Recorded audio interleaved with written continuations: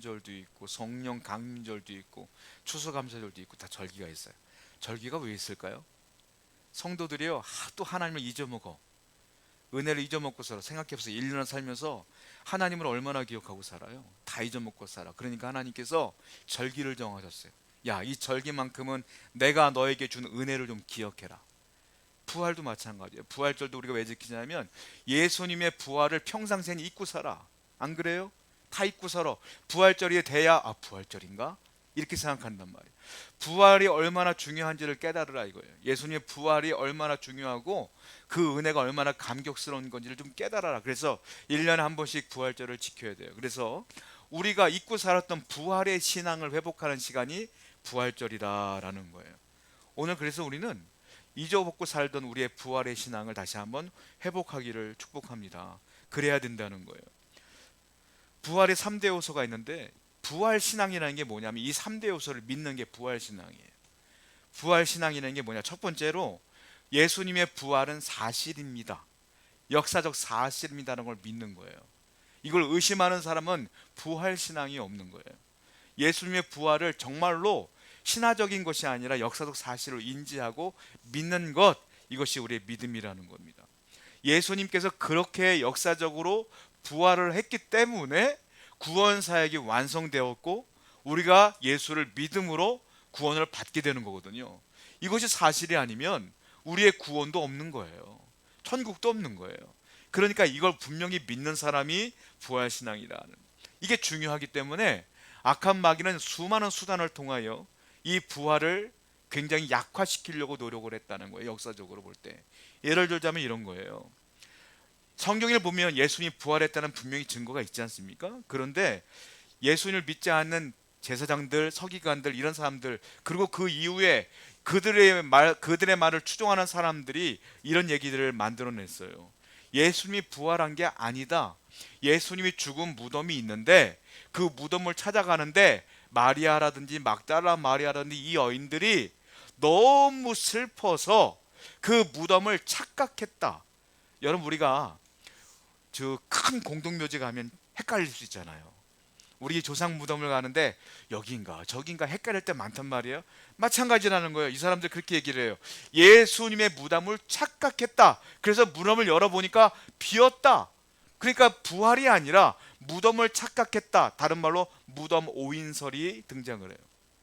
그렇게 마귀는, 사탄은 그렇게 예수님의 부활을 부정하려고 노력을 했단 말이에요. 그 당시에 그렇게 사람들이 무덤을 오인했다 이렇게 주장하는 경우도 있고요. 또 하나는 아니다, 부활한 게 아니라 예수님이 돌아가신 후에 예수께서 말씀하신 나 부활할 거야 라는 것들을 지키기 위해서 예수님의 제자들이 꾸며낸 건데, 어떻게 꾸며냈냐면 밤에 몰래 무덤에 들어가서 예수의 시체를 숨겨놨다. 그래서 부활한 것처럼 착각을 하게 만들었다 이렇게 주장해. 이건 시체 도난설이라 그래. 그렇게 주장을 했다는 거예요. 또 무슨 말 하냐면 아니다, 예수님이 죽은 줄 알고 무덤에 집어넣었다. 그런데 생각해봐라. 어떻게 6시간 만에 십자가에 달려 죽을 수가 있겠느냐.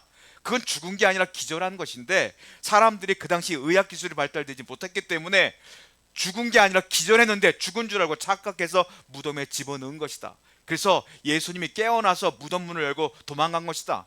이 기절설이라 그래. 그러니까 이렇게 주장을 했단 말이에요. 또 있어요. 아니다, 제자들이 또한 예수님을 얼마나 사랑했는지 너무 사랑한 나머지 헛것을 봤다. 부활했다고 예수님의 제자들이 얘기하잖아요. 그건 헛것을 본 것이다. 너무 그리운 나머지. 너무 그립다 보면 헛것을 보거든요, 사람들이. 그러니까 이걸 환각설이라 그래. 그렇게 주장을 해요. 또 하나는 아니다, 다 필요 없고 가짜야, 소설이야, 이건 신화야, 이렇게 주장하는 사람도 있어요.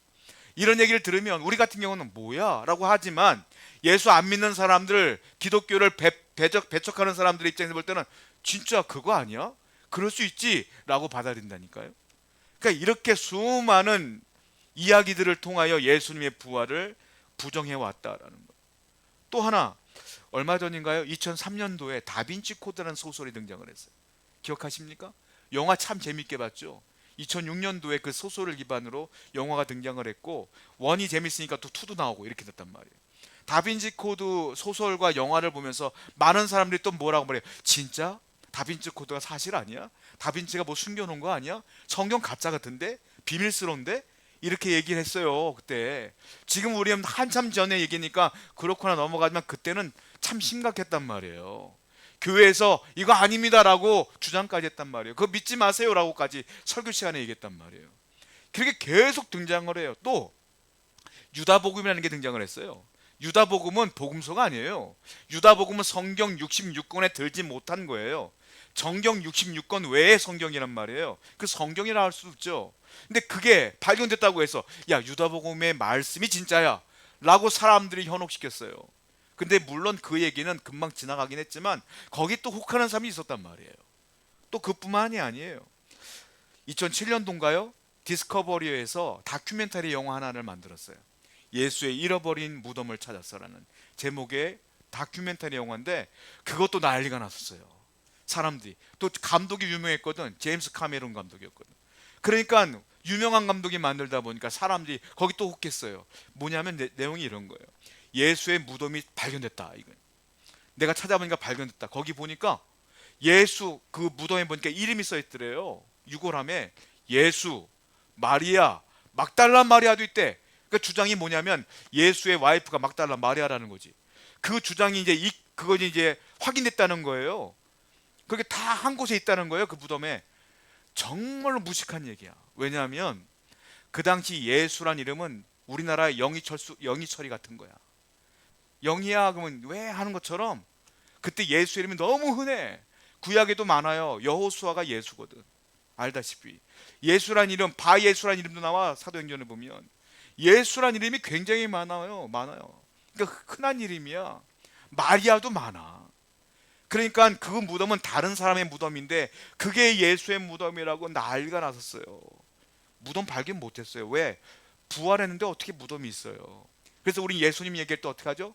이름이 너무 흔하다 보니까 예수 그리스도를 붙이는 거예요. 그래서 예수 그러면 똑같은 사람이 너무 많다 보니까 우리 예수님 얘기할 때는 꼭 예수 그리스도라고 붙이는 거란 말이에요. 그러면 그때 많은 사람이 또 혹해갖고 진짜 그런 거 아니야? 또 난리가 났었어요. 아닙니다. 예수님의 무덤을 발견하지 못했어요. 왜냐하면 만약에 예수의 무덤을 발견하려고 마음먹었으면 그 당시 로마 군인들이 제자 붙잡아다가 고문하면 돼. 야, 무덤 어딨어? 예수님 죽은데 어딨어? 물어보면 돼. 왜냐하면 예수님 붙잡히는 날 밤에 제자들이 겁이 많아고 다 도망갔거든. 그 사람들이 목숨 내걸고 예수님 무덤 여기 모릅니다 할 사람들이 아니요. 붙잡아 놓고 고문하면 다 밝혀져. 그런데 못 밝혀냈어. 왜? 무덤이 없으니까. 부활했으니까. 대표적으로요, 성경을 보게 되면 예수님 부활이 사실인 것들을 얘기하죠. 고린도전서 15장 3절부터 8절을 볼게요. 읽어봅니다. 시작. 내가 받은 것을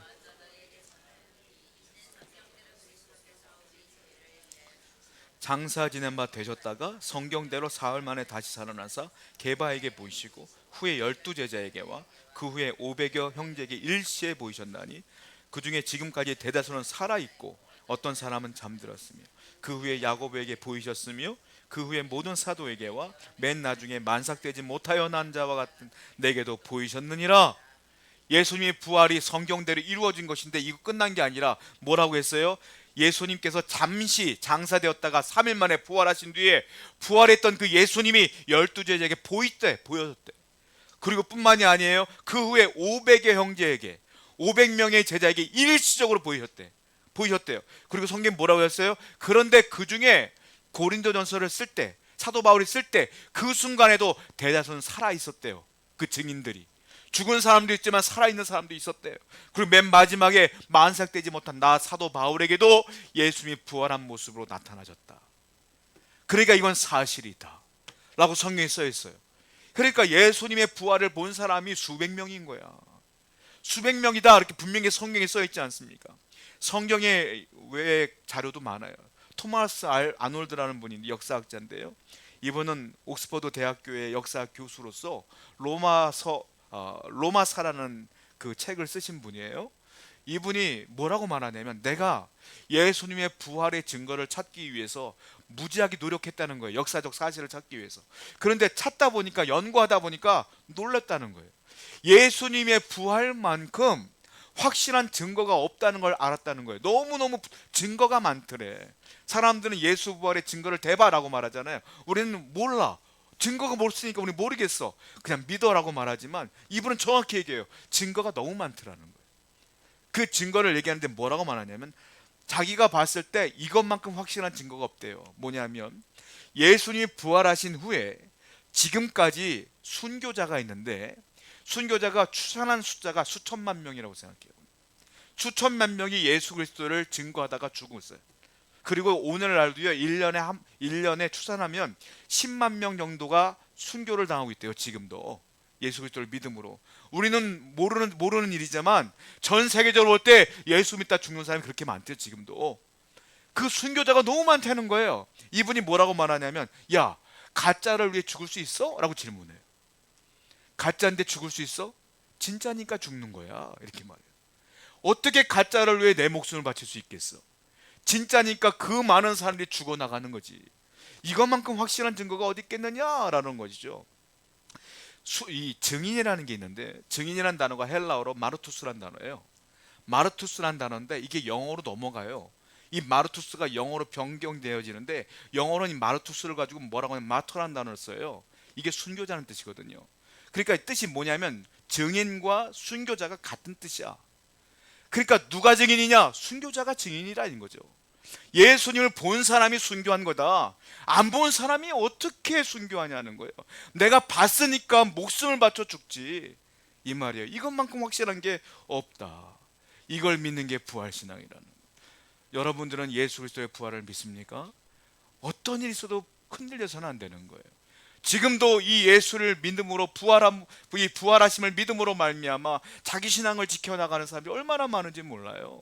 이게 중요한 것이다라는 거예요. 두 번째 요소가 있어요. 부활신앙은 예수님의 부활이 역사적 사실이라는 걸 믿는 거고, 두 번째 이 부활은 과거에 끝난 것이 아니라 앞으로도 이루어질 것입니다 라는 걸 믿는 거예요. 그 부활은 나에게도 일어납니다 라는 걸 믿는 겁니다. 고린도전서 15장 23절 말씀 볼까요? 시작. 그러나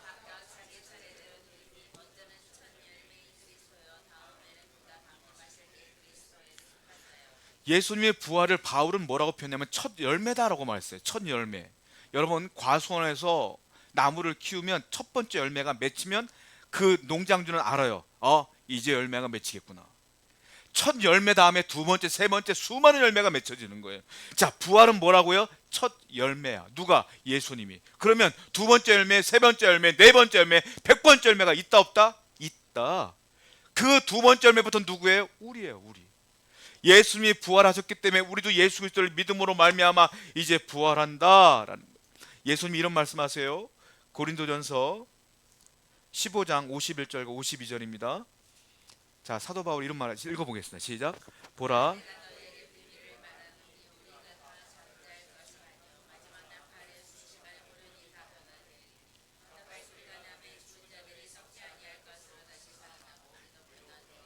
이건 재림을 말하는 건데 사도 바울은 이렇게 말하죠. 예수님이 부활하신 다음에 40일 동안 이 땅에 계시다가 하늘로 승천하셨어요. 그리고 때가 되면, 마지막 때가 되면 재림하신다고 이런 거죠. 재림할 때 나팔을 불면 재림을 하는데 그때 뭐 어떤 일이 벌어지냐면 우리의 육체가, 땅에 있는 우리 육체가 살아난다, 부활한다. 그래서 우리 영혼과 육체가 같이 부활하여 완전한 부활이 이루어진다라는 거예요. 자, 부활은 두 번 일어나요. 자, 우리의 마지막은 언제냐면 여러분들이 나이를 먹고 병들어 돌아가신단 말이에요. 우리 조상들이 다 돌아가셨어요. 돌아가시면 육체는 어디 가죠? 땅으로 가죠. 화장을 하던 매장을 하던 땅으로 가요. 그 내 영혼은 어디 가냐면 천국으로 가는 거예요. 근데 신학적으로 정확히 얘기하면 우리 영혼이 저 천국으로 완벽하게 들어가는 게 아니라 낙원으로 들어가는 거예요. 예수님이 그 강도에게 뭐라고 말했어요? 오른쪽 강도에게 네가 오늘 나와 함께 어디 간다? 낙원에 있으리라. 그 낙원에, 주님이 계신 낙원에 가는 거예요. 낙원에 간다는 거예요. 그리고 예수님이 재림하시는 날 우리 땅에 묻혀있는 육체가 살아나요. 그때 진짜 완전한 재림이 이루어지고 완전한 부활이 일어나면서 육체와 영혼이 함께 저 천국으로 완전히 입성하는 거라는 거예요. 이게 신학적인 거예요 말이에요. 어떤 권사님이 저한테 그런 얘기 했어요. 저는 목사님 절대 화장 안 합니다. 왜 화장 안 해요? 저는 화장하면요 육체가 없어지니까, 불타 없어지니까 화장 안 해요. 내 자녀들에게 매장해달라고 제가 이미 유언했습니다. 근데 웃으면서 얘기해서 권사님, 매장에도 썩어. 매장에도 땅이 썩어. 화장하면 조금 일찍 썩고 매장하면 조금 오래 썩어. 다 흙이야. 화장하는 게 좋아요. 네, 그랬어요. 어쨌든 마지막 때에 다 육체는 똑같이 부활하는 거기 때문에 상관없어요. 그렇게 말씀드렸거든. 여러분 착각하시면 안 돼요. 육체는 매장하던 화장하던 똑같거든.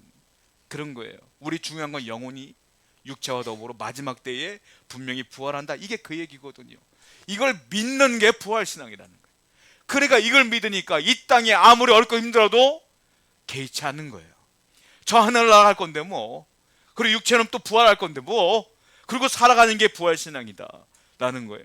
세 번째는, 부활신앙은 뭐냐면 과거에 이 부활이 역사적 사실이구나, 앞으로 우리에게도 부활이 일어나겠구나, 이걸 믿으면 현재도 믿어야 돼. 현재성. 부활하신 주님께서 저 하늘에 계신 것이 아니라 지금도 나와 함께 계신다. 이걸 믿는 것이 부활신앙이라는 거예요. 예수님 말씀하세요. 마태복음 28장 20절입니다. 시작. 내가 너희에게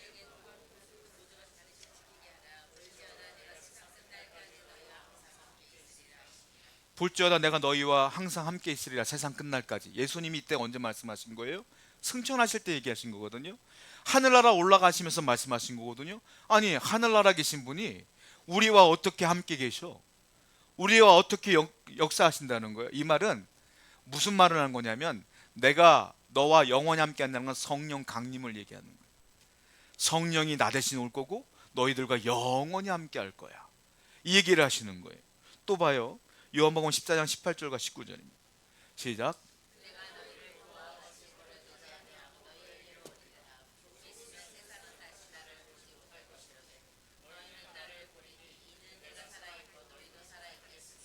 내가 너희를 고아와 같이 버려두지 않고 너희에게로 오리라.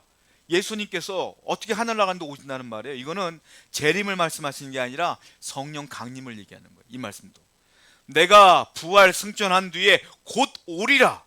그리고 바로 사도행전 넘어가면서 마가의 다락방에서 성령으로 오셨어요. 성부, 성자, 성령은 그래서 삼위일체의 하나님이죠.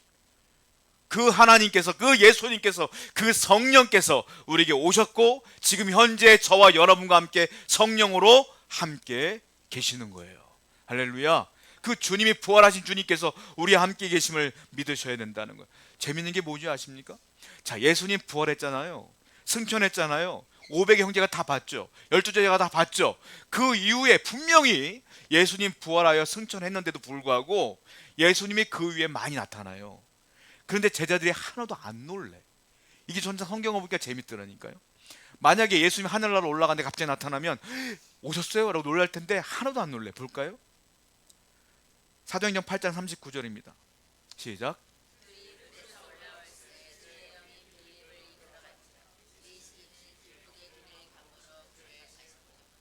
주의 영이 빌립을 이끌어 간지라. 주의 영이, 예수의 영이 빌립 집사를 이끌어 간지라. 빌립이 놀래지도 않아. 그냥 끌려가. 왜 왔어요? 묻지도 않아. 왜? 알고 있는 거야. 예수님이 약속한 것, 승천 왔다가 성령으로 오신 것 알고 있는 거예요. 그러니까 놀래지도 않아. 또 봐요. 사도행전 9장 11절. 시작.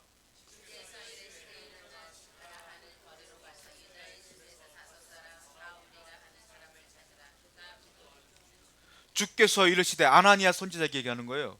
주께서 이르시되, 그 선지자에게, 야, 사울이 지금 눈먼 상태로 집가에 있어. 기도해서 눈 뜨게 해라. 그렇게 하는데 아나니아가 놀래지도 않아. 다 믿고 있는 거예요. 함께하는 걸 알고 있는 거야. 또 보세요. 사도행전 11장 21절. 시작. 주의 손이 함께 하셔. 또 보세요. 사도행전 16장 7절. 이번에 바울에게 말씀하시죠. 시작.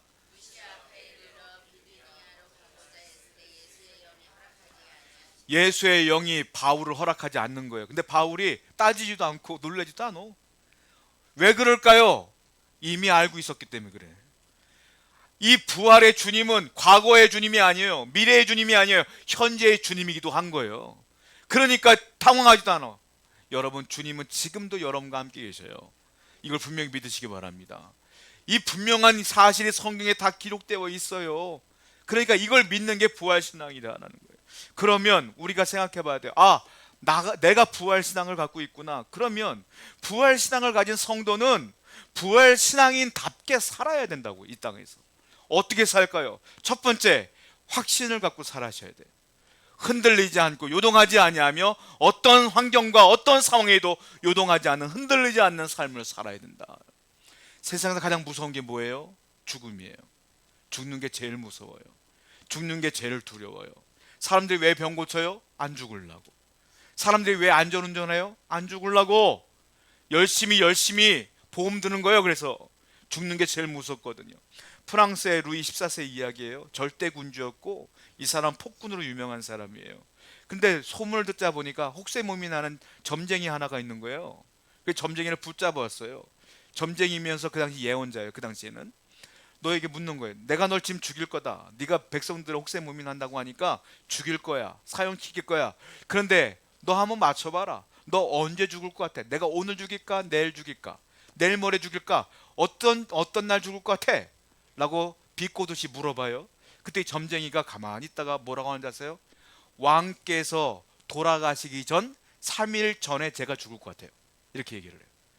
그러니까 이 루이 14세가 죽이려고 하다가 멈칫하는 거예요. 왜? 얘를 죽인 다음에 3일 후에 내가 또 죽을 것 같은 거야. 이 예언을 들어보니까 왕이 죽기 전 3일 전에 자기가 죽는다고 하니까, 그래서 결국은 안 죽였다는 얘기가 있어요. 여러분, 왕도요 그런 얘기 들으면 무섭거든. 죽음이 무섭거든. 그러니 점 보지 말라고. 점 보면 괜히 신경 쓰여. 아니, 하나님이 계신데 뭘 점을 봐. 하나님 이끄시는데도 순종하며 살다 보면 은혜롭게 사는 거지. 안 그러겠습니까? 여러분, 사람들이 아무리 권력이 있어도 죽음이 두려워요. 그런데 성도는 죽음이 두려워서는 안 돼요. 죽어도 나는 하늘나라 간다. 이 믿음으로 사셔야 돼요. 그러니까 이 현실이 어렵고 현재가 어렵고 힘들어도 우리는 믿음으로 견뎌야 된다는 거예요. 아, 하나님이 함께 하시면 괜찮아라고 믿어야 된다. 또 볼게요. 58절 말씀 한번 읽어보겠습니다. 시작.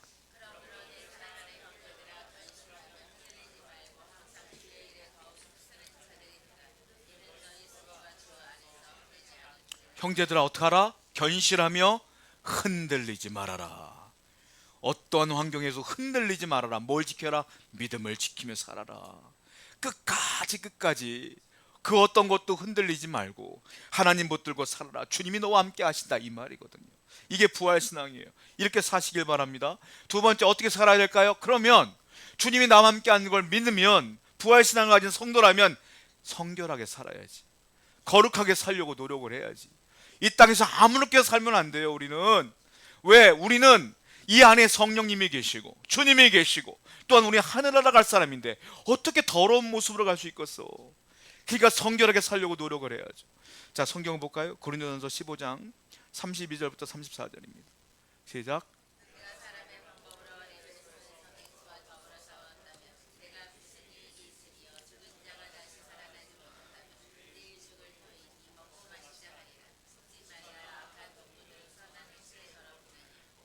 의를 행하고 죄를 짓지 말라. 하나님을 알지 못하는 자가 있기로.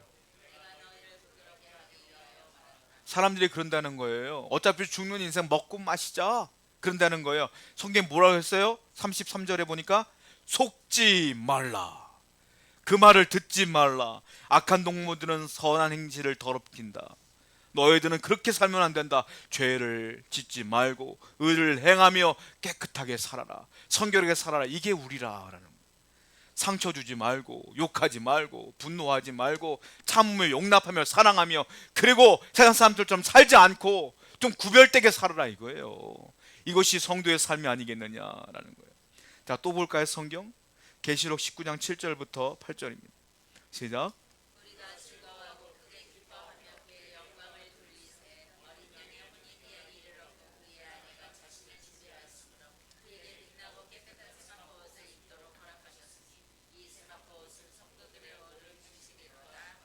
깨끗한 세마포 옷을 입도록 허락했다. 이 세마포 옷은 뭐라고 써 있어요? 성도들의 옳은 행실이라. 여러분, 성국에 보면, 요한계시록에 보면 요한이 봤더니 깨끗한 세마포 입은 성도들이 보이는 거예요. 근데 그 세마포 옷이 뭐냐면 깨끗한 행실이었더라는 거예요. 그러니까 성도는, 예수 그리스도를 믿는 사람들은 깨끗한 행실로 살아야 된다, 이 얘기예요. 우리가 나 구원받았으니까 됐어. 구원파는요 어떤 교리인 줄 아세요? 내가 예수를 믿어요, 회개했어요. 그러면 회개와 구원은 한 번에 끝난다는 거야. 그러니까 내가 한번 회개했으니까 됐어. 그 다음부터 내 마음대로 살면 돼 하고 자기들 마음대로 살아. 하고 싶은 대로 살아. 나는 한번 회개했으니까. 그게 구원파 교리예요. 교회는 아니야. 성경은 말하지 않아요. 성경은 뭐라 그래요? 네가 구원받은 사람이라면 깨끗하게 살아야지. 성결하게 세마포 옷을 입어야지. 이게 우리의 삶이에요. 여러분, 우리가 이렇게 살아야 될 줄로 믿습니다. 세 번째, 어떻게 살까요? 그러면 그 다음부터는 우리는 현실을 보는 자가 아니에요. 우린 뭐냐? 하늘을 바라봐야 돼. 주님을 위해 헌신하며 사는 게 부활신앙이라는 58절 다시 한번 읽어보겠습니다. 시작. 그러므로